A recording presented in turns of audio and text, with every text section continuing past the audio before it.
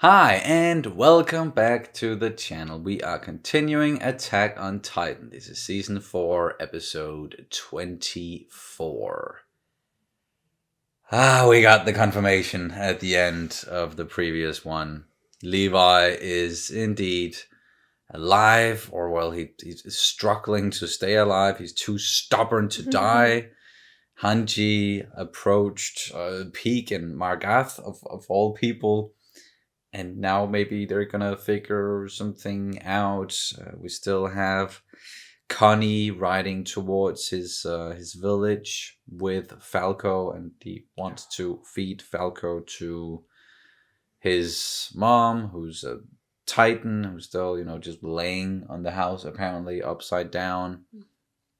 And yeah, just a lot of people like scrambling and trying to figure out what to do in this horrible situation.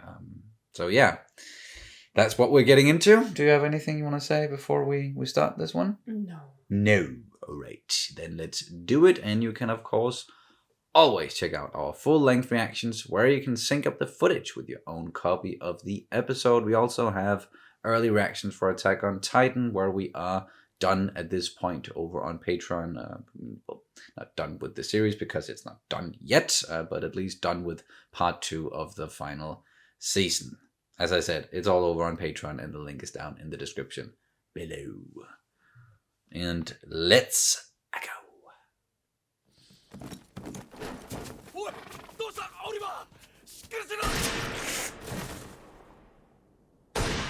Oh. Oh, we're actually gonna... Oh, I'm glad we get to see this, actually.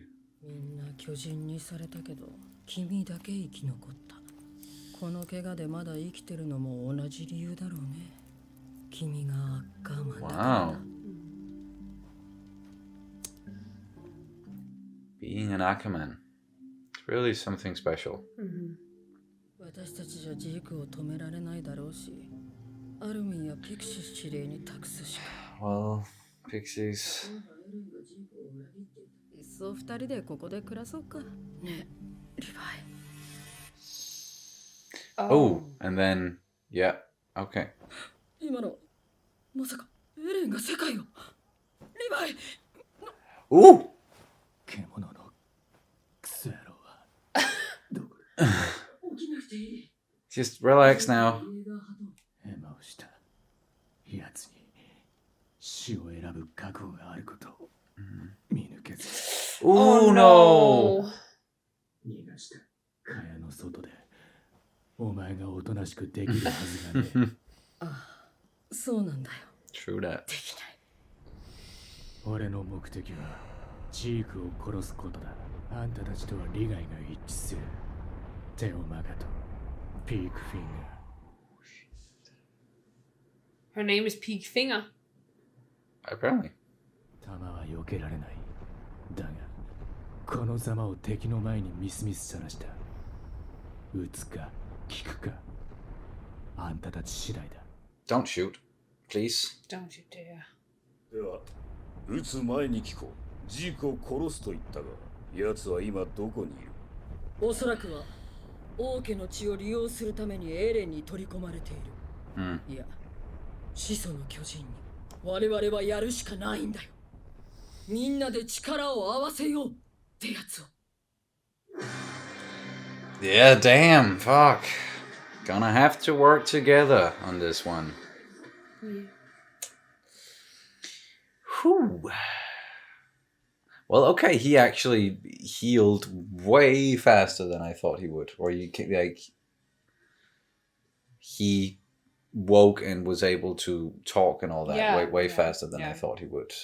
Because it was only like half a day or something that they'd been there since Sieg and the Aegis. They left for Sheik and Sheena. So apparently, being an Ackerman, it has a lot of perks, but also it makes you heal faster, or you're not as easy to kill as a normal human being. If there's anything such as a normal human being in this world in general, yeah, you know what I mean. Interesting. Maybe it's about that Akuma. That means devil. Perhaps there's something about it. Perhaps there is a literal connection between the word and the name, and not just because, yeah, it sounds like... Yeah. I don't know. Like, all we know is that the Ackermans were designed, whatever that means. Or however you do that. My stomach is finally big enough for me to... Rest your hands on them. Yeah. At least Fried. comfortably. Yeah. Hmm. Those were some big butts. I cannot lie. Badonkadonks. Just listening to the rumbling. Hey, Rainer. Yeah, he's still there in a house, just sleeping it out. 母さんにファルコを食わせるにはどうすればいい？やっぱり力ずくか。Connie. 怪我でもさせて巨人の力があることがバレたらおしまいだ。素直な子だよな。こんなところで野宿することに文句も言わない。俺を疑ってもいいのに。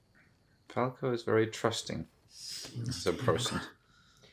Yes, he seriously trusts you. くそ。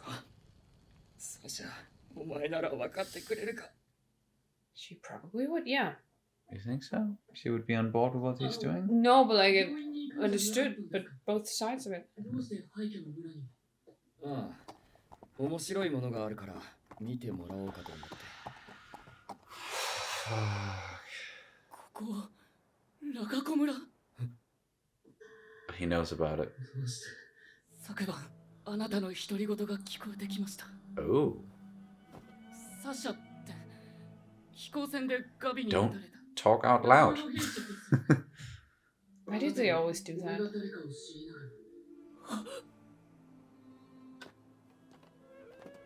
動けないから安心しろ。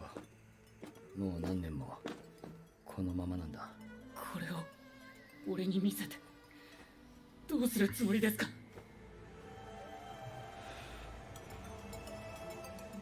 Falco, you must see why. Or... But... ほら、あの上からガシガシやるだけだから。 So he can fall into the mouth? さあ。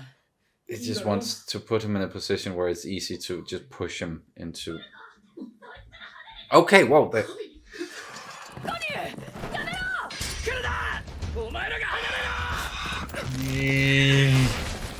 We don't have time for this shit.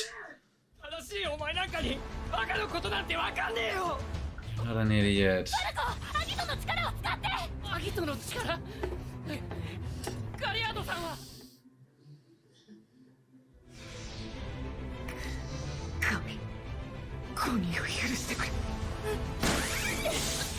Amen, what are you gonna do?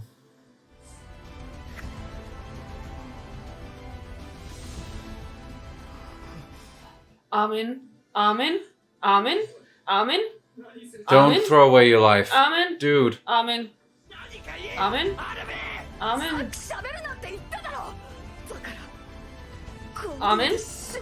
Amen.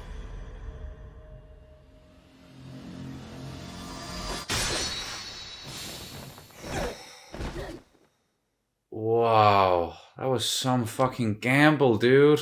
He knew he would save him. Or Well. he was hoping that that would be the case. Holy fuck, dude. どうするつもりだったんだ。君のお母さんが人の姿に戻ってた。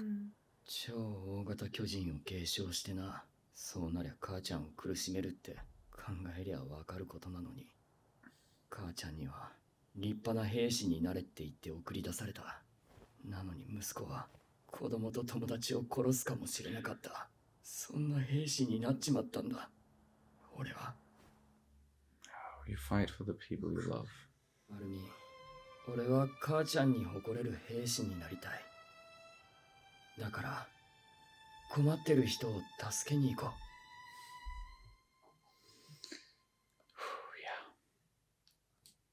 私を探してくれたんですか？それとも She did take the scarf. Yep. あなたが持っていると思った。ダイソーの破片がお腹にあってもう取り出せません。 Oh shit. エレン・イエーガーの作る自由な世界を見ることができなくて残念です。少しだけイエーガーさんと話したことがあります。あなたのことで Oh? このマフラーは捨ててほしいと話してました。 You wanted to throw it out. 返して。悔いはありません。あなたの背中を追いかけて私は心臓を捧げて She's not giving anything for that. やっとこの地響きから解放される。 Wow. 解放者エレンと我らイエガー派によって世界に勝利した。なあミカサ、お前もイエーガー派に加わって統治者に名乗りてるのか？興味ない。ジャンはすっかりその気らしいがな。心臓を捧げよう。 Nothing else to do right now. But now everyone is just happy. Like it's a fucking festival all of a sudden. 全ての皇室化が解かれたのなら、 Oh, is that? 復活した可能性も。 Yep. Sitting right next to them. 兄がパイをむさぼり食ってる。やめなよ、コニー。汚ね食い。 Sometimes it's just the things that Connie find funny. いないし。ヒッチ、偶然アルミン、コニーと会い、行動を共にすることになった。 Oh? She saw them then. 陰湿なルームメイトより。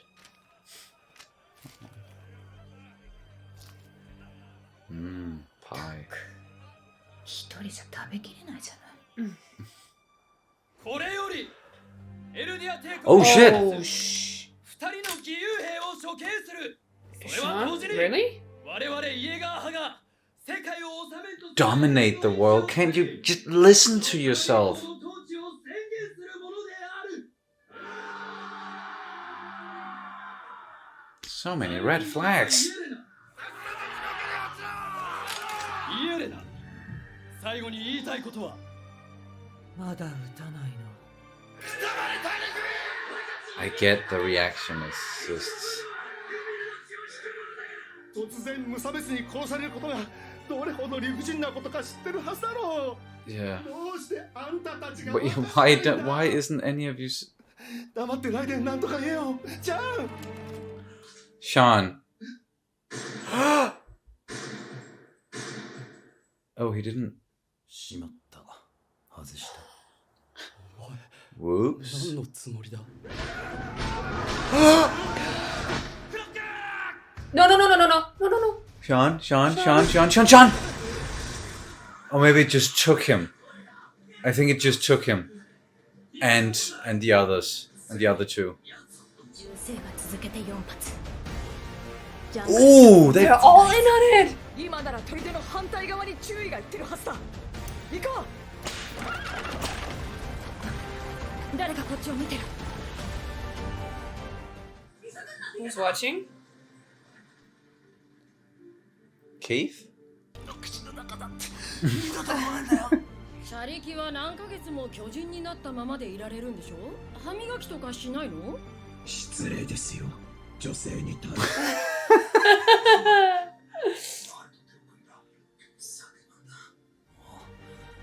あのまま耳を塞いで部屋にこもっていたかった。でも Doesn't have it in him. それじゃあ骨の燃えかすが俺を許してくれねえんだよ。じゃあ Marco. 言ってる意味がわからないけどありがとう。いいから体洗えって。生きたまま引き渡せって。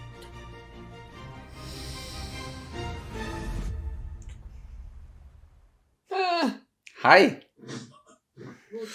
Ooh.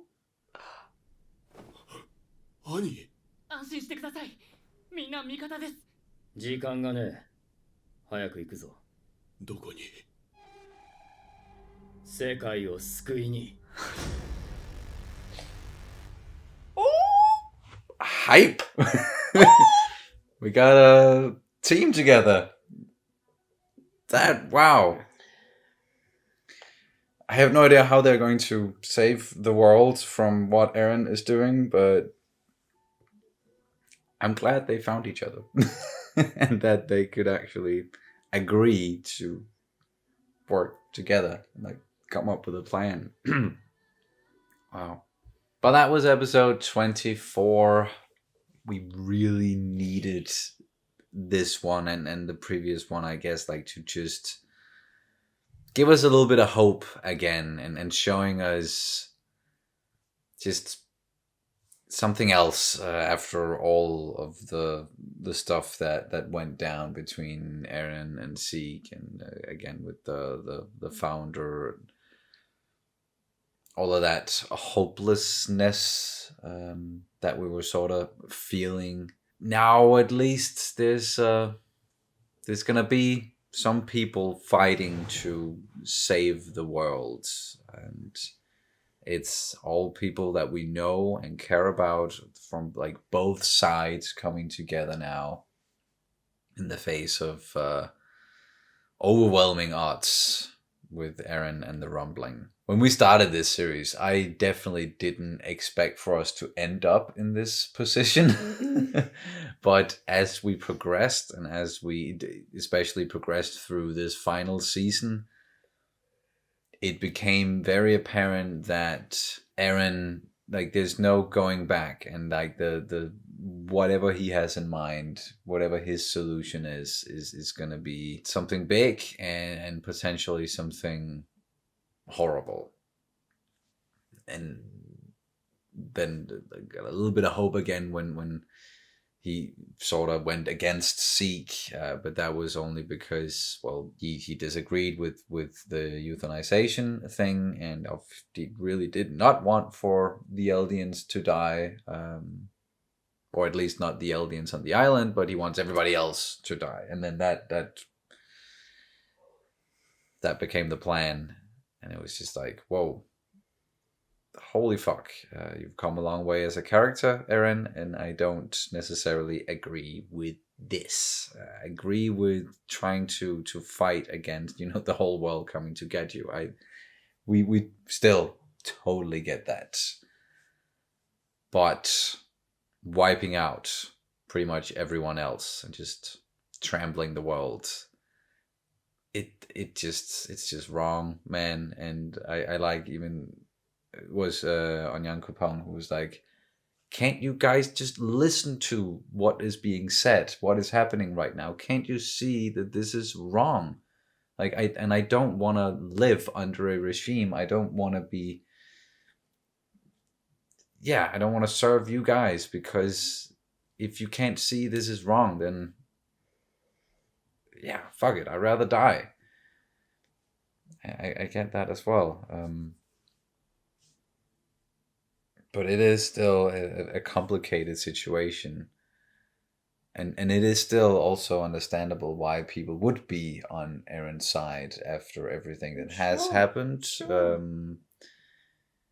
And I would just say that a lot of them, they're just being blinded by the fact that, well, yes, the world wants to kill you, and there's a lot of reasons for that. Not saying that any of them are necessarily good reasons, but so much has happened in history, and a large portion of the world have been brainwashed into believing that the island is just filled with devils who wants to kill everyone anyway, so let's kill them first. And it is just... so get that. Totally get wanting to fight against that. And if it's a question of us or them, then I get people deciding that then I want to live, and then everybody else can die. Yeah, and it's I think most people are constructed that way in their minds, that if, well, they don't really care about like normal people, right? They don't care about who's in power necessarily, or how they're in power, as long as it doesn't affect them and their lives. As long as they get to be alive and somewhat free. Yeah, exactly. Then they don't really care about like who's in power or anything like that. It's more when it comes to for example, if suddenly if someone came to them and said, well, you have to live as lesser people, then I don't think a lot of people would be like, yeah, it's fine. I'm just gonna live like that, you know. So I think it could be like the solution could also just be, I don't know, the same as before, perhaps. I don't know. It's just like, I don't know how to explain it, but you know, I almost feel like whatever could make these people just live as they normally do without any repercussions for them. It doesn't matter about like anyone else. And I think it's the same thing. That would be the same thing for Mali. It would be the same thing for all the other countries. If it meant that the rest of the world was in just basically nuked each other, if they could just live as they've always done, then they don't really care about. Yeah. It's if they can live free and be alive, then that's the focus point there. It's not necessarily that they want the rest of the world to die. It's just, if that's the price to pay for us to live and to be secure here, then fuck it. That's a price I'm willing to pay, because I don't know the outside world anyway, and they want to kill me. Yeah. So, so yeah, get that mentality. But then we have people rising up against it and being like, nope, this is not fair. And I think it's also pretty apparent that, like, even though someone like Floch and the Jaeger is like, they're trying to control the situation, they're trying to snuff out the opposition before anything can happen, so that, you know, they can live their lives the way that they want to, and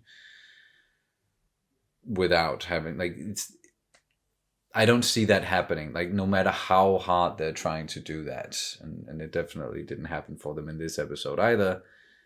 Like, there's always going to be that infighting. There's always going to be people who want something else, or who don't agree with this whole solution, and they want to fight against it. And maybe they'll at first be like, okay, we'll join your ranks, but then maybe they'll rise up later. Like, you can't be sure. It's not a guarantee that just because Eren wipes out the rest of the world, then the people on the island are just going to be happy and living without any repercussions or any suffering at all going forward.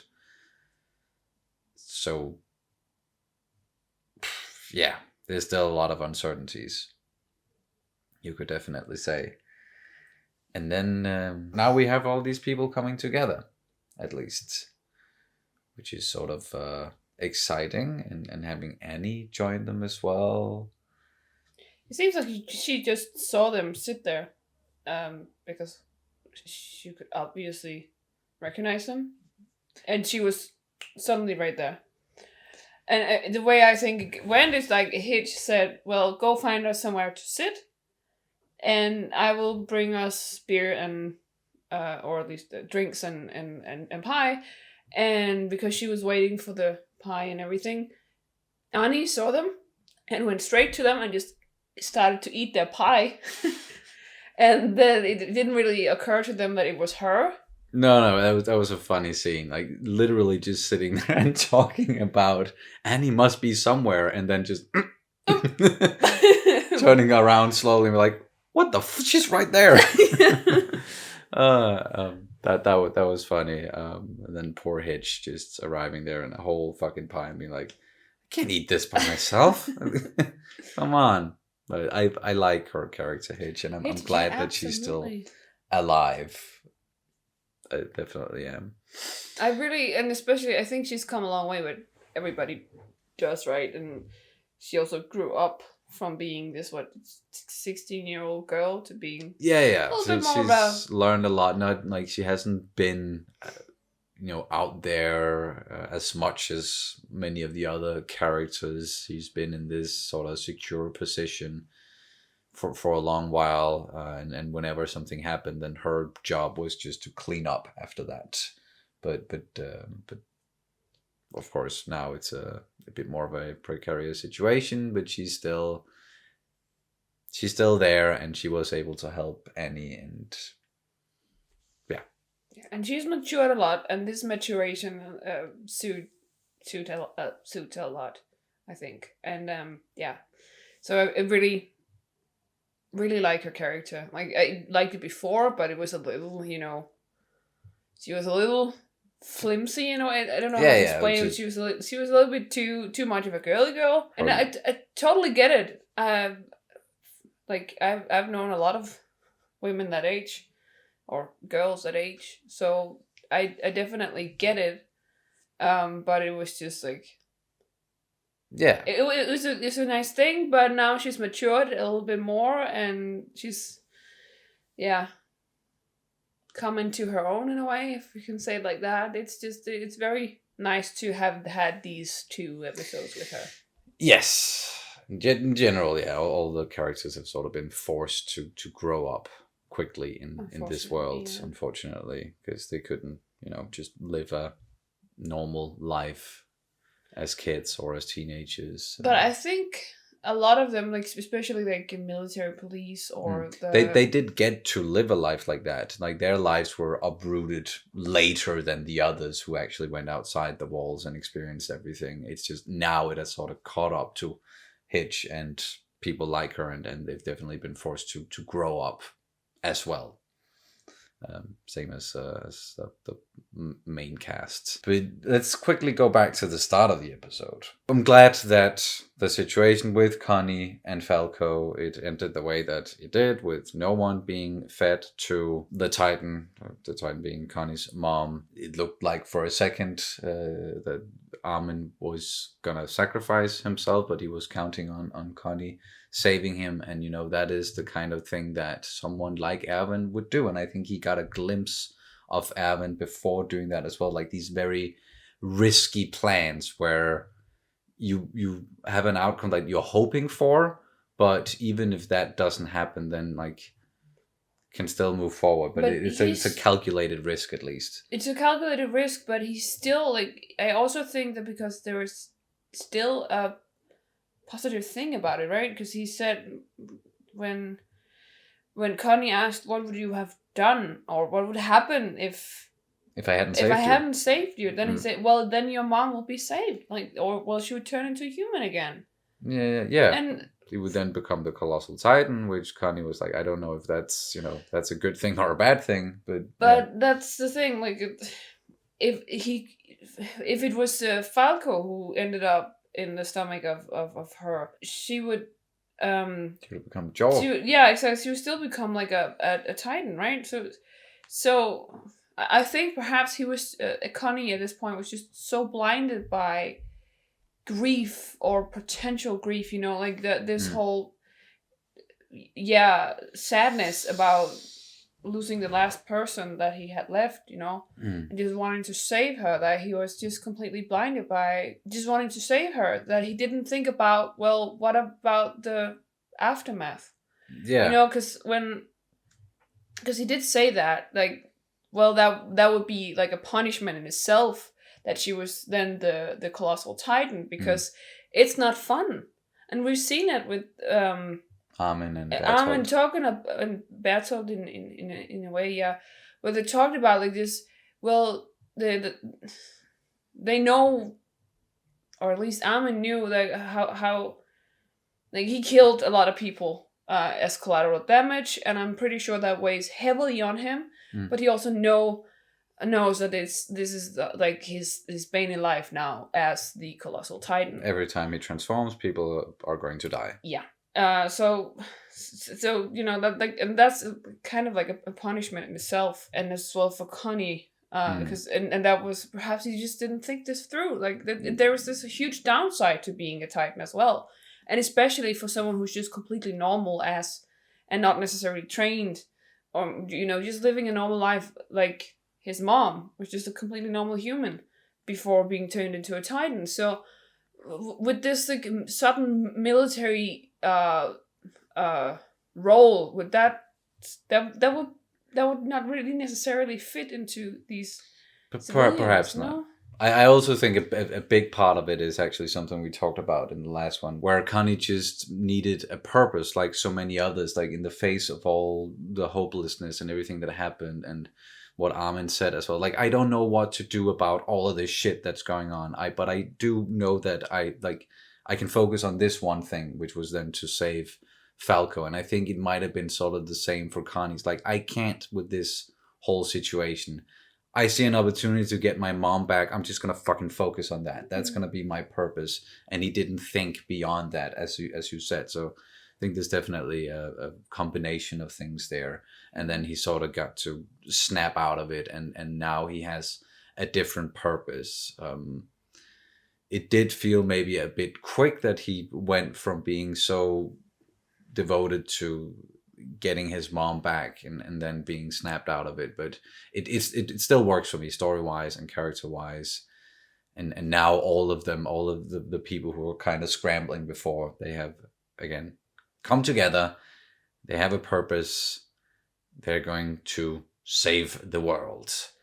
I don't expect for that to happen in the next 4 episodes, but something is definitely going to happen in the last 4 of this part 2 of the final season, and then hopefully they are going to be able to save the world and save everyone, and we'll have somewhat of a happy ending in part 3, but I'm not counting on that either. Yeah. I was still expecting for it to be sort of bittersweet when all is said and done. Yeah. But we'll see. But we had 3 people who was touched by Erwin, or well, at least I think in some way were reflecting on Erwin in this episode.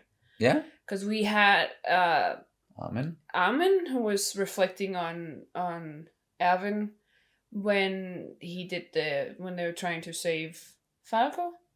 He was like, yeah, whether he should do it or not, and all of this. Yeah. Then we had Hange Mm. talking about how it felt a little bit like, well, you instilled so much, or you left so much up to me, and once again, I don't feel like I can actually live up to it. Like, yeah, there's a lot of this, a lot of difficult doubt. In they have to live up to this person who is so amazing, and so that's at least that was both Armin and Hanji. That was at least that some of those thought processes. Yeah, processes. How can we live up to his sacrifice, the fact that he's not here anymore? Yeah, exactly, and that we are carrying what he left to. Yeah. For them, like the Yes. legacy he left. Then the third one, Floch. Yes. I think he was also maybe not as much, but we know that he's very much influenced by what happened and in the suicide charge. Exactly, Yeah.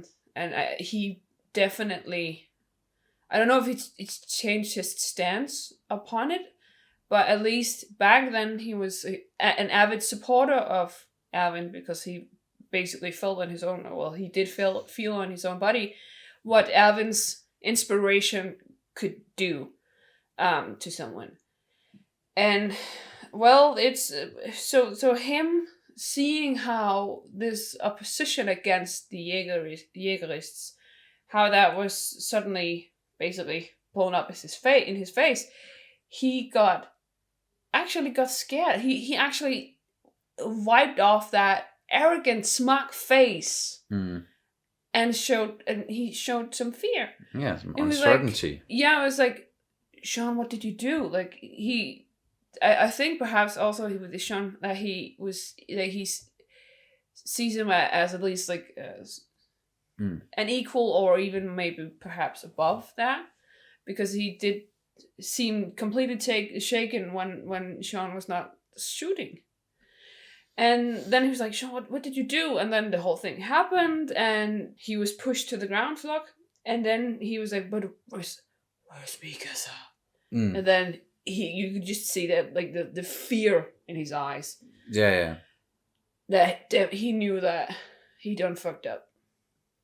Yeah, I think it was he couldn't fathom that they weren't on the same page as him, because he is so dedicated to like the path that he's on. He's so devoted to it, and I think like we're back to talking about this whole purpose thing, where after what happened back then, after the Suicide Squad, and he saw all the people dying around him, he was the only survivor, and then Erwin and found him on the battlefield, and then they chose Armin instead of Erwin, and he didn't think that was like, he really devoted himself to this idea of, no, we need a devil like Erwin, like Eren, we can follow. And whatever they do, whatever sacrifices they make, it will be worth it. It has to be worth it. And he's just, so blindly following that he can't start fathoming that what if what we're doing is actually wrong, or why people are opposing. Why do you keep opposing? Like, what we're doing has to be the right thing. And if the time comes where he actually breaks and he can see the faults of what he has done, like, I wouldn't want to be inside of his head, because he's had to convince himself every step of the way that this is the only way to do it. Like, this is the right way. We have to do it this way, so that all the sacrifices will mean something. Even if we have to make even more sacrifices along the way, it has to be the only outcome. Otherwise, why did all these people die back then? So I think, yeah, it shaped him so much as a person, but in a different way than all of that and Erwin shaped people like Armin and Hanji.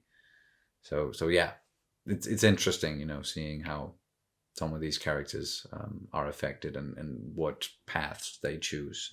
But it could also just be that he thought that basically everyone was on board with Eren and was kind of like blinded by that, and especially someone like Mikasa, who has been such a blind follower of Eren, or protector of Eren back in the day. And suddenly in this one we also had the whole thing with the scarf, that she wanted the scarf back. We got that little snippet of Eren saying that, well, I just get rid of it. Yeah. Like, and again, I think that, well, he's just, I still don't really think that he's on their, like, on with Mikasa and he's not doing this for them. No, he doesn't care about them, is what you're saying. I still have my doubts about it, at least. Because him just saying, well, get rid of it, basically, like, Mikasa means, like, this piece of Mikasa's sentiment means nothing to me. Just get rid of it. And it has meant so much to Mikasa, and it's so and it's just this tiny piece of information, and him just doing like that with it. It's just telling me that this is, that he's not really in it for them. But I could be wrong. I still could be wrong. Yeah, I think it's also a case of being blinded by what you think you have to do, and then not taking other things into consideration and the effects of your actions or the people around you. And, like, yeah, he's doing this to save everyone on the island, but does he actually really care about them? Or are they blinded by pride? Who? Like, basically, a all lot of these people we've seen in this one, are they blinded by pride? Yeah, I think that's a part of it as well. Like, it can be a combination of multiple things. I think everything we're mentioning is like it was just because the episode was named Pride. Oh, okay. Sorry, I didn't catch on to that. Yeah, definitely. Pride, surely a big part of it too, and yeah, it being the title. You're totally right. Do you have anything else you want to add to this one? Teeny tiny thing. Yeah. I was thinking, because we know that Titans, pure Titans. If they eat someone with Titan powers, they revert back to being humans. Yes. Eren had powers when he was eaten by the Santa Claus. Why did it not absorb his power and become the attack Titan. Become the Titan. And the founding Titan. And why didn't it get it? Maybe because he didn't fully die when it swallowed him. Like, he fell down into the stomach and we saw him down there. And then he turned into a Titan. Yeah, it's a good question. Because every time we've seen someone eat another person with the Titan power, then that power will be transferred to the one who ate them. And so why didn't that happen to Santa Claus Titan? Yeah, good question. I'm sure there's an answer. Probably. And you're definitely welcome to tell us in the comments.